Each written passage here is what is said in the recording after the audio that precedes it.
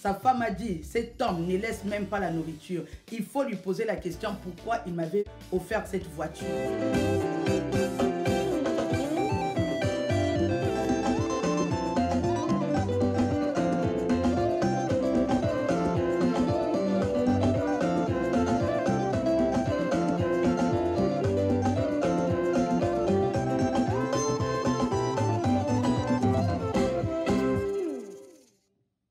Bienvenue sur la chaîne Lydie Mombata officielle. Je suis la servante de Dieu Lydie Mombata. J'espère que vous allez bien par la grâce de Dieu. Aujourd'hui, nous sommes dans notre rubrique Réalité et Vérité. Comme je vous avais annoncé l'autre fois, nous viendrons parler des réalités bien aimées, mais nous allons appuyer ça par la vérité. Pourquoi? Parce que notre souci, c'est de vous communiquer la parole de Dieu, vous communiquer la connaissance de Christ. Dans Josué 4, verset 6, on nous dit que mon peuple est détruit faute de connaissance. Puisque tu as rejeté ma connaissance, je te rejetterai et tu seras dépouillé de mon sacerdoce. Puisque tu as oublié la loi de ton Dieu, j'oublierai aussi tes enfants. Si je viens avec cette histoire, bien aimé, parce qu'il y a beaucoup de leçons à tirer. Alléluia. Alors, aujourd'hui, nous allons parler de Papy Mboma avec sa femme. C'est qui Papy Mboma? Pour ceux qui ne connaissent pas, c'est un journaliste qui travaille dans une des grandes chaînes du Congo. Donc, c'est un monsieur, il est encore jeune, il est beau, il est connu, il a beaucoup d'argent apparemment. Et puis, il a une belle femme et ils ont eu un enfant. Alors, maintenant, qu'est-ce qui se passe? Apparemment, il y a l'infidélité dans ce couple. Le couple se sont mariés. Lorsqu'ils se sont mariés, ils se sont mariés pendant que la femme était enceinte. Ils étaient d'abord copains-copines et puis la femme est tombée enceinte. C'est comme ça que le mari a décidé d'épouser sa femme. Pendant qu'ils étaient dans leur fiançailles ou dans leur concubinage, le mari était toujours infidèle. Il avait déjà de mauvais comportements. Mais la femme est tombée enceinte, elle a accepté le mariage, elle est entrée dans ce mariage. Quelques jours avant le mariage, donc il y a eu la vidéo de nudité de ces garçons. C'est comme ça que la femme, sous le choc, le mariage était déjà arrêté, la date était déjà arrêtée, tout était préparé et elle avait certainement eu des malaises. Elle a eu son enfant prématurément. Alléluia. Et du coup, on ne pouvait pas annuler le mariage. Le mariage a été fait, la femme a accepté. Or que dans le mariage, la femme souffrait.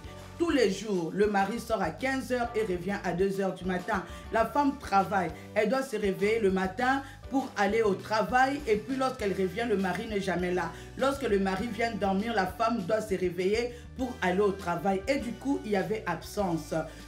La femme ne se sentait pas aimée parce que apparemment, selon ce que j'ai écouté, le mari insultait sa femme. Le mari disait, mais toi, tu es une moche femme. Et pourtant, sa femme est très belle. Mais le mari insultait sa femme. Le mari disait que non, mais est-ce que toi, est-ce que tu es le genre de femme que moi je peux épouser? J'étais juste épousée par pitié parce que tu avais porté mon enfant. Si ce n'était pas ça, mais je n'allais pas t'épouser. Il n'y avait pas d'amour. Hein? Ils n'avaient même pas de rapport au lit. Rien ne s'est passé. Le mari ne touchait jamais sa femme. Marie ne donnait jamais l'argent de la nourriture. C'est la femme qui se prenait en charge en tout et pour tout. Mais d'ailleurs, le mari était comme le mot pao. C'est-à-dire, c'est lui qui paye tout. Lorsqu'ils partent dans des boîtes de nuit, c'est lui qui achète des champagnes pour ses amis. Et la femme ne voyait même pas l'argent de son mari.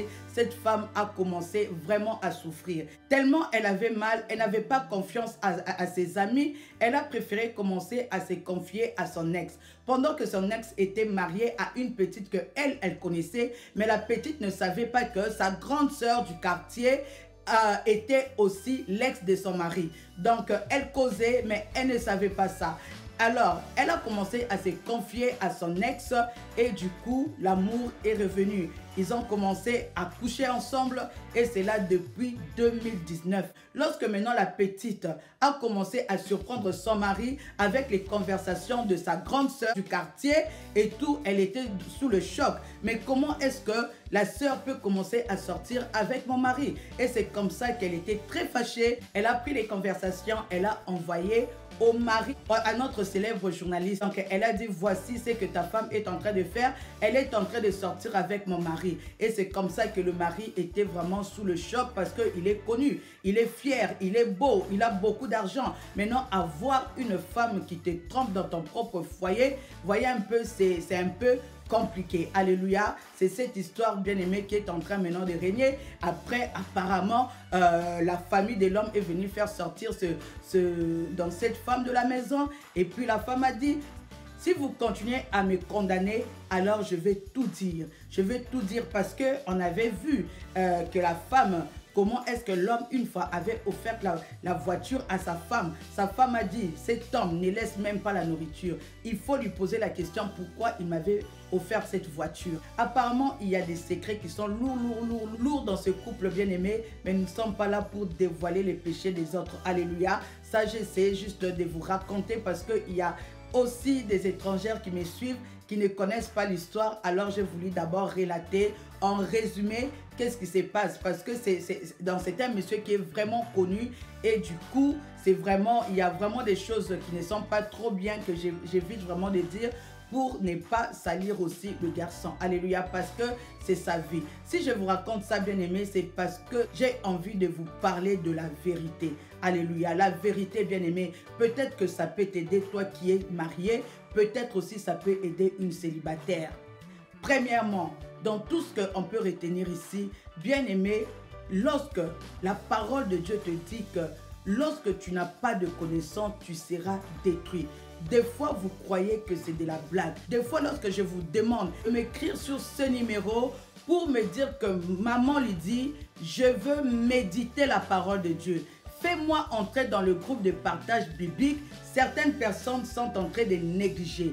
Bien-aimé, si tu ne connais pas la parole de Dieu, tu seras détruit. Si tu connais la parole de Dieu et que tu appliques cette parole, Josué 1 verset où il te dit que tu réussiras. Tout ce que tu feras te réussira. C'est-à-dire, si tu connais la parole qui concerne le mariage, tu appliques cela, ton mariage réussira. Si tu connais la parole de Dieu, toi qui es célibataire, tu appliques cette parole en tant que même célibataire, tu vas te protéger toi-même pour éviter de tomber dans le piège de l'ennemi. Premièrement, ce couple s'est marié. Pourquoi? Parce que la femme était tombée enceinte. Et le mari est en train de dire à sa femme que tu n'es pas le genre de ma femme. Moi, je m'étonne même parce que la femme est très belle. Alléluia. La femme est très belle. Et puis, le mari dit, bon, c'est parce qu'il est connu. C'est vrai qu'il est connu. Il est beau. Beaucoup de femmes craquent certainement sur lui. Et il y a la concurrence. Alléluia. Il y a la concurrence parce que dans son émission-là, il reçoit les stars du Congo. Il peut recevoir les Kofi Olomide, le Maman Bilabel qui est passé sur son plateau il n'y a pas très longtemps. Donc, il y a vraiment des stars. Alors, vous voyez, les filles aiment ça. Sortir avec des hommes qui sont connus, sortir avec des hommes qui causent avec des stars, et les filles aiment ça. Bien aimé, je veux vous dire ceci. Vous devez savoir que Dieu vous a créé. En venant sur la terre, il nous a envoyés avec sa parole. Lorsque vous rejetez la parole de Dieu, sachez que vous allez être détruit. Vous voyez qu'est-ce qui se passe lorsque vous ne respectez pas la parole de Dieu. Normalement, lorsque tu n'es pas encore marié, tu ne peux pas donner ton corps à un homme. Tu ne peux pas dire que non. Moi, dans ma vie, je me suis dit que non, je veux avoir des enfants avec un seul père. Pendant que lorsque tu n'es pas encore marié, tu commences déjà à donner ton corps aux hommes. Sache que tu risques d'avoir des enfants avec des pères différents. C'est pas bien de fois pour l'équilibre des enfants et même pour toi. Parce que lorsque tu commences déjà à avoir des enfants hors mariage, ça peut commencer à te créer de problèmes de foi lorsque tu te maries avec un homme qui n'aime pas tes enfants. Il y a certaines femmes, Dieu les a fait grâce, qui ont pu épouser des hommes qui ont aimé leurs enfants, qui ont adopté leurs enfants bien-aimés, mais ce n'est pas tout le monde qui a eu cette grâce. Il y a de ces hommes-là bien-aimés qui ont violé les enfants de leurs femmes à la maison. Il y a de ces hommes qui ont abusé des enfants de leurs femmes à la maison. Il y a aussi des fois même, ce sont même les enfants qui ont déjà 15 ans, 16 ans. C'est elles qui séduisent même le mari de leur mère à la maison. Et il y a beaucoup de choses bien-aimées qui se passent lorsque on ne respecte pas la parole de Dieu. Bien-aimé, respectez la parole de Dieu et ça va vous éviter beaucoup de troubles. Ma chérie, il faut savoir, vous qui aimez tomber enceinte, croyant que vous allez maintenir un homme parce que vous êtes tombé enceinte de cet homme bien-aimé, c'est une erreur très grave. Parce que l'homme ne va pas t'aimer parce que tu es tombée enceinte. Il va juste peut-être le faire juste pour sa famille. Il peut le faire bien aimé pour sa famille. Il peut le faire parce qu'il aura honte de décevoir ses parents. Il va te prendre, il va t'épouser, mais des fois son cœur n'y est pas. Il va juste t'épouser et tu deviendras comme un rideau. Peut-être pour lui, c'était juste un coup est passé et du coup, toi, tu es tombé enceinte. Ou peut-être parce que toi-même, tu as craqué cet homme et tu te disais, j'ai une de mes filles qui m'avait dit ça. Qui m'avait dit, maman, dans le passé, j'ai tout fait pour tomber enceinte de l'homme. Mais gloire soit rendue à Jésus-Christ. Donc, elle n'a pas pu tomber enceinte de cet homme. Parce que cet homme avait déjà une autre relation au Congo, qu'il avait déjà fiancé lorsqu'il est venu ici. L'homme, certainement pour lui, c'était juste de l'amusement. Ce n'était pas une histoire sérieuse. Pour elle, elle a considéré cette histoire sérieuse, malgré les souffrances. Mais elle est restée attachée à cet homme, jusqu'à chercher même à tomber enceinte de cet homme bien-aimé. Comme Dieu l'aime beaucoup, Dieu n'a pas voulu qu'elle puisse tomber enceinte de cet homme bien-aimé. Après, elle a eu une surprise. Le mari est allé épouser la femme qu'il aimait de tout son cœur. Et elle aussi, Dieu l'a fait grâce. Parce qu'elle-même aussi avait un homme bien aimé qu'il aimait de tout son cœur. Lorsque le garçon est allé épouser, elle a fait la dépression. C'est comme ça que l'une de mes filles spirituelles l'a emmenée chez moi pour me dire que maman, regarde mon ami, regarde sa situation et tout et tout et tout. Et elle a voulu forcer. Elle est venue pour me dire que maman, il faut prier. Moi, j'ai dit non, ce n'est pas ton homme. Il faut arrêter ça. Moi, j'ai dit non, ce n'est pas ton mari. Je ne suis pas convaincue avec ce mariage-là. Ce n'est pas ton mari. Il faut arrêter. Dieu va t'envoyer un homme. Alléluia. Pourtant, elle avait son chéri d'enfance et l'homme l'aimait de tout son cœur. C'était son amour de jeunesse. L'homme n'arrivait pas à oublier sa fille. Je l'ai fait asseoir. J'ai dit, ma chérie, tu sais quoi? Vaut mieux aimer un homme qui t'aime que d'aimer un homme que toi tu es fou amoureuse. Pourquoi? Parce que Dieu demande à l'homme, homme aime ta femme et la femme soit soumise. Dieu ne nous a pas demandé d'aimer nos maris. Il nous a juste demandé le respect. Alléluia. Et tu seras heureuse si tu tombes sur un homme qui t'aime. Non pas sur un homme que toi tu craques à la folie parce que tu vas souffrir. Le garçon se dira que non, je peux faire des bêtises. Alléluia. Parce que ma fille bien-aimée, elle était entrée. À cette époque, elle n'était pas ma fille hein, parce qu'elle vivait dans l'iniquité. Moi, mes filles ne vivent pas dans l'iniquité. Mes filles craignent le Seigneur. À cette époque, elle n'était pas ma fille. Alléluia. Lorsqu'elle est venue vers moi, elle vivait dans l'iniquité. Mais maintenant, là, elle est ma fille parce qu'elle craint maintenant le Seigneur. C'est maintenant une servante de Dieu. Toi qui n'aimes pas prier, toi qui veux continuer à vivre dans l'iniquité, il faut suivre cette vidéo jusqu'à la fin. Je vais te dire le sort de toi qui vis dans l'iniquité. Est-ce que tu connais même c'est quoi vivre dans l'iniquité? Tu connais même l'iniquité si c'est quoi? Après, tu vas dire que non, je suis chrétienne, ça fait 15 ans. Je suis chrétienne, ça fait 18 ans. Tu ne connais même pas la parole de ton Père. Attendez, vous blaguez avec cette vie, hein? Vous croyez que la vie est facile. Lorsque ils se sont remis ensemble, j'ai aussi eu la peine de causer avec ses copains et il m'a rassuré. Il m'a dit, maman, donc cette fille, je ne sais pas si je serais encore aimer une personne comme elle. Elle, c'est vraiment mon amour. Je ne sais pas si je peux encore aimer parce que je me sens toujours malheureux de l'avoir perdue. Et tout, moi j'ai dit, toi, un homme qui t'aime comme ça, c'est toi qui es en train de faire des bêtises comme ça, hein? Des bêtises comme ça. Pourquoi? Parce que vous vous êtes séparés, parce que la fille avait voyagé, le mari aussi avait voyagé, mais il était dans un autre pays. Elle a coupé la relation pour aller suivre un homme qui ne l'aimait pas. Oui, j'ai dit la vérité, elle va me suivre. Cet homme-là ne l'aimait pas.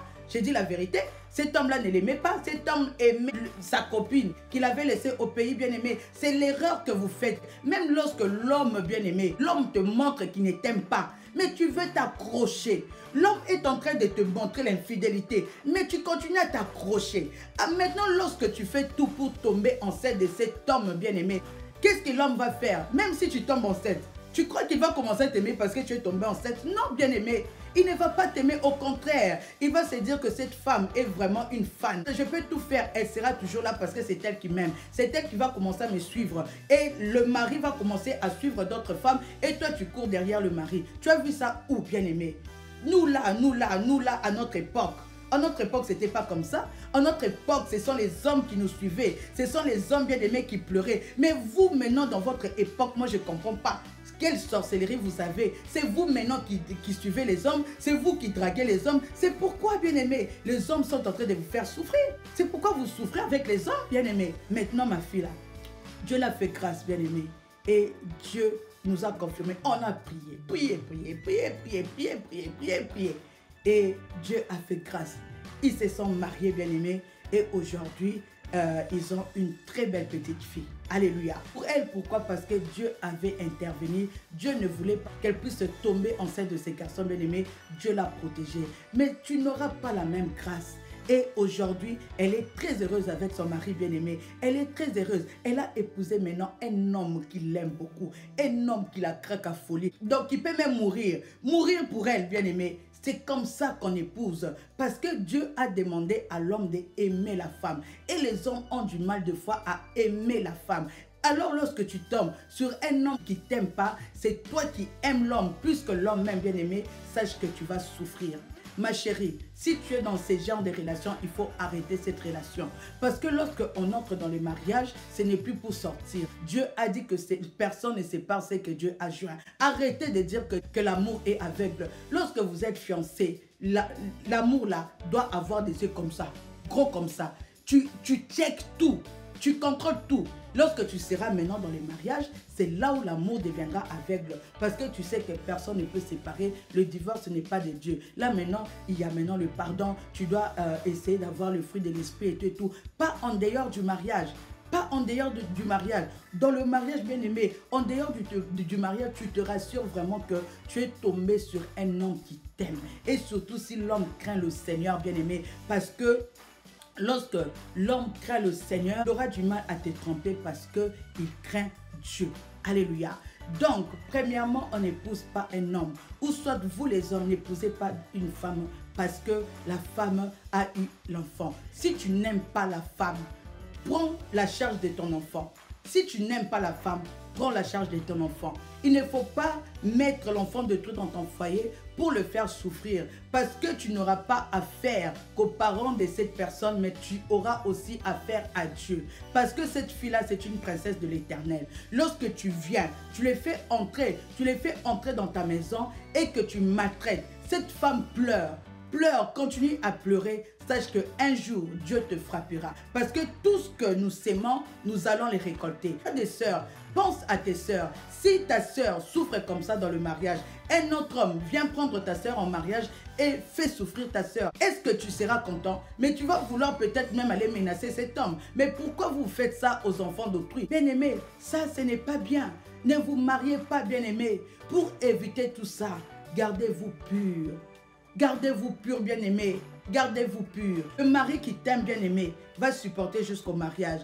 Un mari qui t'aime, lorsque tu lui dis que non, moi, mon corps est le temple du Saint-Esprit de Dieu, s'il t'aime vraiment, tu vas voir qu'il va se battre pour pouvoir t'épouser. Alléluia. Il va se battre, bien-aimé, pour pouvoir t'épouser, pour ne pas te rater. Mais lorsque tu es encore jeune fille, tu lui donnes tout. Tu le prépares pour lui. Tu lui donnes tout, bien-aimé. Alors, et puis, tu l'as déjà attrapé avec plusieurs infidélités. Plusieurs infidélités, bien-aimé. Plusieurs infidélités. Qu'est-ce que l'homme va faire? L'homme il finira par te mentir. Il faut faire très attention. On n'épouse pas, bien-aimé, parce qu'on est tombé enceinte. Parce qu'on est tombé enceinte. Deuxièmement, bien-aimé, la parole de Dieu te dit ceci. Hébreux 13, verset 4, je lis pour toi. Que le mariage soit honoré de tous et l'élu conjugal exempt de souillure, car Dieu jugera les impudiques et les adultères. Alléluia. Dieu jugera les impudiques et les adultères. Les impudiques, c'est toi qui n'es pas marié. Toi qui n'es pas marié, mais tu es en train de coucher avec des hommes. Alléluia. Toi qui n'es pas marié, mais tu couches avec des filles. On vous appelle des impudiques. Vous êtes des impudiques. On te dit encore que Dieu jugera les adultères. Les adultères, ce sont des personnes qui sont mariées, mais qui ont des relations extra-conjugales. Tu es titulaire, mais tu es en même temps tisa. Et vous êtes nombreuses là. Aujourd'hui, c'est peut-être l'histoire de Mani qui est sur la toile, mais vous êtes nombreuses. Vous vivez cette vie-là. Si on regarde vos téléphones, vous allez voir que vous êtes toujours là en train d'entretenir des relations et vous remplissez les églises. Je suis tombée sur une vidéo TikTok. Dans une assemblée, le pasteur, apparemment, il demandait, je ne sais pas, c'était apparemment les gens posaient des questions. Il y a une sœur qui s'est levée, qui a dit, pasteur, moi je vais poser une question. Mon mari commence à sortir avec une femme de cette église. Et puis il y a encore une autre qui s'est encore levée pour dire que pasteur, moi aussi, mon mari aussi sort avec une sœur de cette église. Bien-aimé, qu'est-ce que vous partez faire dans les églises là-bas? Lorsque vous ne voulez pas écouter la parole de Dieu. Lorsque ces pasteurs, ces poumons, bien-aimés, de fois pour vous prêcher la vérité. Mais vous ne voulez pas écouter. Mais vous savez que Dieu va juger les impudiques, va juger les adultères. Même dans les assemblées, bien-aimés, vous partez pour arracher les maris des autres. Quelle abomination! Quelle abomination, bien-aimés! Vous n'avez même pas peur du Seigneur. Vous n'avez pas peur de Dieu. Lorsque Dieu dit, parce que le mariage, ce n'est pas le diable qui a créé ça. Le mariage, bien-aimé, c'est une institution divine. Moi, j'aime dire, je préfère avoir un problème avec le diable. Je préfère avoir un problème avec le diable, mais pas avec Dieu. Parce que lorsque tu as un problème avec Dieu, bien-aimé, mais dans tes combats, lorsque tu as des blocages, lorsque tu as des difficultés, comment tu fais? Tu vas invoquer Dieu? Tu vas invoquer le Seigneur? Est-ce que Dieu va t'écouter? Tu vas dans une église, bien-aimé, une église, là où on est censé invoquer le Seigneur. On est censé prier. On est censé élever Dieu, bien-aimé. Mais toi, tu pars pour arracher le mari de l'autre. Mais tu vis dans l'abomination. Tu vis dans l'abomination. Fais tes choses à l'extérieur de l'église, pas dans une assemblée de ça. Là où le nom de Jésus-Christ doit être élevé. C'est toi qui vas causer la pagaille comme ça dans le couple d'autrui. Et pourtant, Dieu nous interdit d'essuyer les lits conjugales. Et tu vas faire ça à une femme bien-aimée qui prie, à une femme qui est sérieuse avec le Seigneur, à une femme peut-être qui jeûne, qui est sérieuse avec le Seigneur bien-aimé. Tu auras des flèches, tu auras le feu. Le feu sera sur toi. Lorsque la femme va commencer à prier bien-aimé, mais elle va t'envoyer le feu. Après, tu seras là à pleurer. Avec tes gros yeux comme ça, tu vas commencer à pleurer. Et vous vous étonnez lorsque vous mourrez subitement. Vous vous étonnez lorsque vous mourrez jeune. Vous vous étonnez lorsqu'on viole vos enfants. Vous vous étonnez. Vous vous étonnez lorsqu'on viole vos enfants. Vous vous étonnez, bien-aimés, lorsque vous-même, vous allez vous marier et que vos maris commencent à vous tromper. Sachez que tout ce que nous sémons, nous les récoltons. Vous êtes nombreuses là. C'est votre vie. Vous vivez la même vie. Et pourtant, vous êtes nombreuses. Et vous remplissez les églises avec cette vie-là. Et c'est vous qui prenez maintenant le téléphone pour commencer à parler de cette dame, pour commencer à l'insulter, à la condamner, pendant que vous avez la même vie.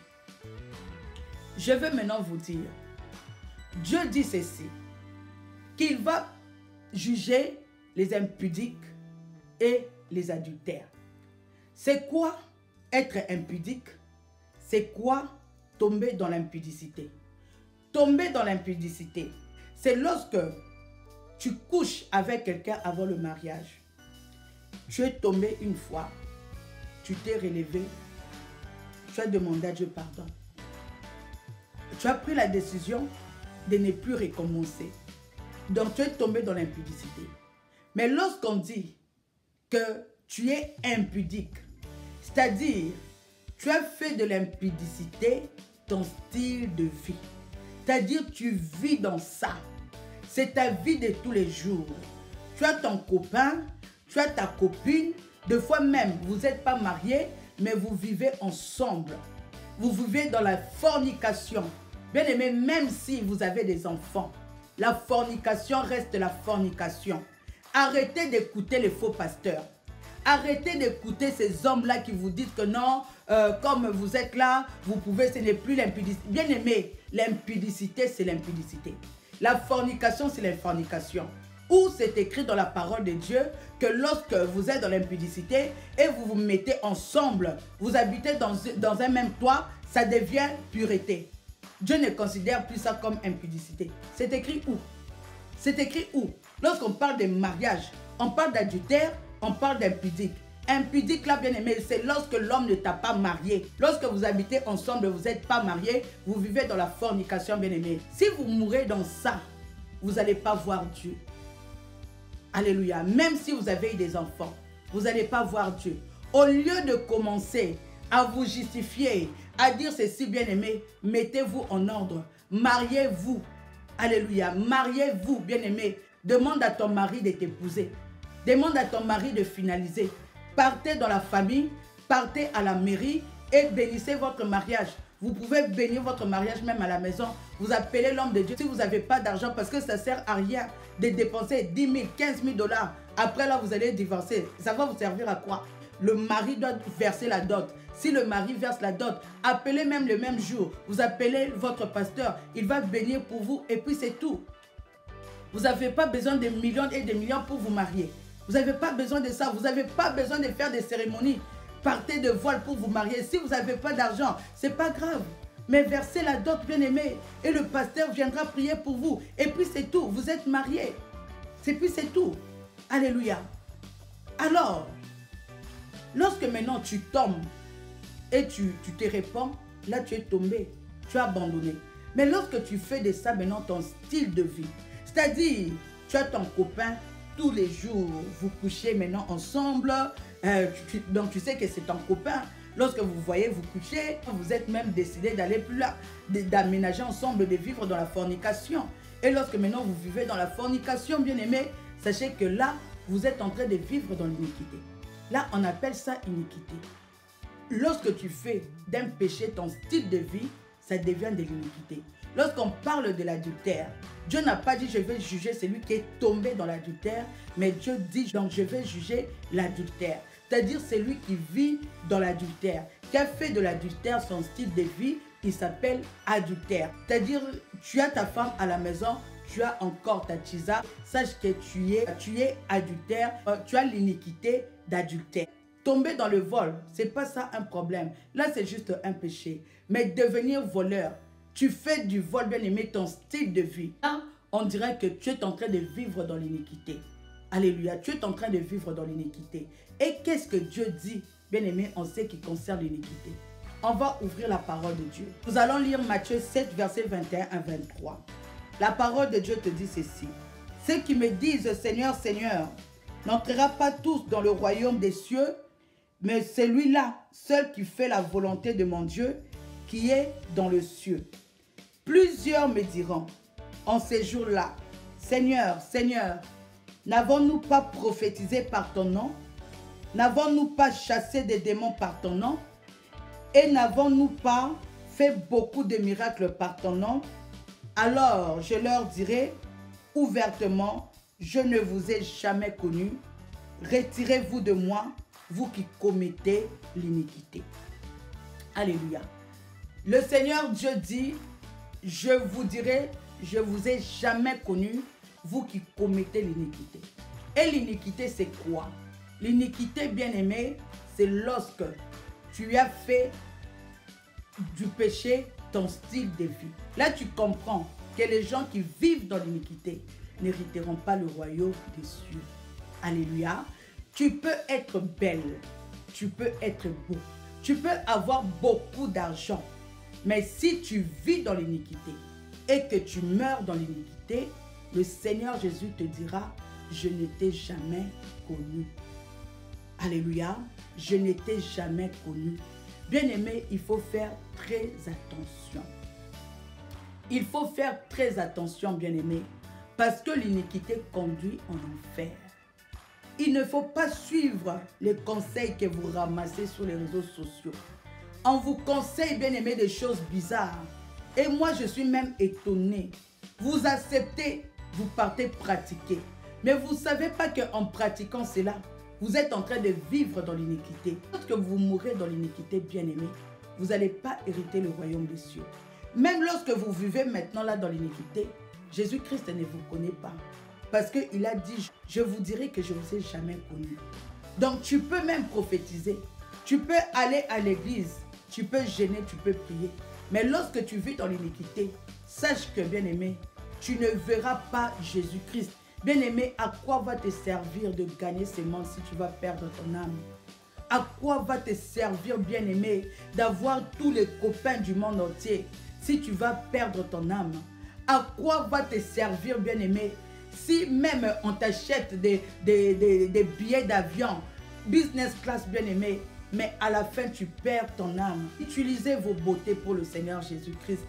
Nous qui prêchons la parole de Dieu, est-ce que nous sommes moches? Nous qui prêchons la parole de Dieu, vous croyez que nous les faisons parce que nous sommes pauvres? Nous qui prêchons la parole de Dieu, non, bien-aimés, C'est parce qu'on a compris l'importance du Seigneur Jésus-Christ dans notre vie. La vie sans Jésus-Christ, bien-aimé, ça va vous conduire en enfer.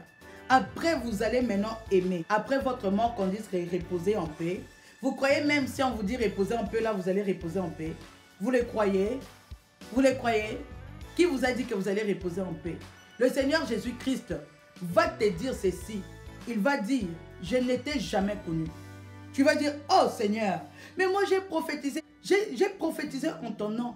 Jésus-Christ a dit, je ne t'ai jamais connu. Mais j'ai envoyé le feu, au nom de Jésus, au nom de Jésus, au nom de Jésus. J'ai prié, le feu. Hey. Jésus-Christ va te regarder comme ça. Je ne t'ai jamais connu. Attendez, un autre verset. 2 Timothée 2, verset 19. La parole de Dieu te dit ceci. Néanmoins, le solide fondement de Dieu reste debout, avec ses paroles qui lui servent de sceau. Le Seigneur connaît ce qui lui appartient et que quiconque prononce le nom du Seigneur Jésus, qui s'éloigne de l'iniquité. Quiconque qui prononce le nom du Seigneur Jésus-Christ doit s'éloigner de l'iniquité. Toi qui prononces le nom de mon Jésus-Christ là, tu dois t'éloigner de l'iniquité.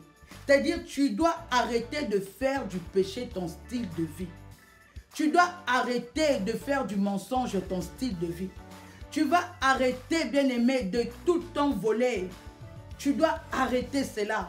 Parce que lorsque tu invoques le nom du Seigneur Jésus-Christ, bien-aimé, que lorsque tu invoques le nom de Jésus-Christ, tu n'as pas le droit de vivre dans l'iniquité.